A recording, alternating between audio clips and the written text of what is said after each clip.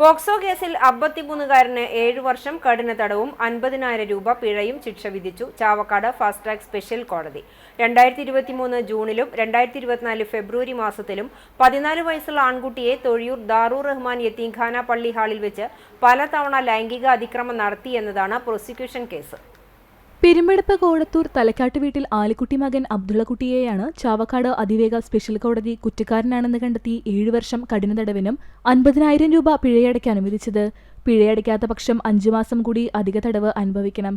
സ്ഥാപനത്തിന്റെ സെക്രട്ടറിയായിരുന്ന വെൺമേനാട് മനക്കോട്ട് വീട്ടിൽ അബ്ദുൽ ഖാദർ മകൻ 53 വയസ്സുള്ള അബ്ദുൽ കരീം എന്ന രണ്ടാം പ്രതിയെ കുട്ടി വിവരമറിയിച്ചിട്ടും അധികൃതരെ അറിയിക്കാതെ വീഴ്ച വരുത്തിയതിന് 6 മാസം വെറും തടവും 10,000 രൂപ പിഴയും ശിക്ഷ വിധിച്ചു. അടയ്ക്കാത്ത പക്ഷം 1 മാസം കൂടി അധിക തടവ് അനുഭവിക്കണം. പിഴസംഖ്യ അതിജീവിതയ്ക്ക് നൽകാനും ഉത്തരവായി. ഗുരുവായൂർ പോലീസ് സ്റ്റേഷനിലെ GASI ഉഷ TV ആൺകുട്ടിയുടെ മൊഴി രേഖപ്പെടുത്തി ഹാജരാക്കിയതിന്റെ അടിസ്ഥാനത്തിൽ SI Shabeeb Rahman FIR register ചെയ്ത് ആദ്യ അന്വേഷണം നടത്തി. SI വിജിത് KV തുടരന്വേഷണം പൂർത്തിയാക്കി പ്രതിക്കെതിരെ കോടതിയിൽ കുറ്റപത്രം സമർപ്പിച്ചു. SCPO ഷിജു കേസന്വേഷണത്തിൽ സഹായിച്ചു. പ്രോസിക്യൂഷൻ 15 സാക്ഷികളെ വിസ്തരിക്കുകയും 28 രേഖകൾ ഹാജരാക്കുകയും ചെയ്തു. പ്രോസിക്യൂഷന് വേണ്ടി special public prosecutor advocate Siju Muttath, advocate Nisha C എന്നിവർ ഹാജരായി. ലൈസൺ ഓഫീസറും CPOയുമായ A പ്രസീത കോടതിയിൽ പ്രോസിക്യൂഷൻ നടപടികൾ ഏകോപിപ്പിച്ചു.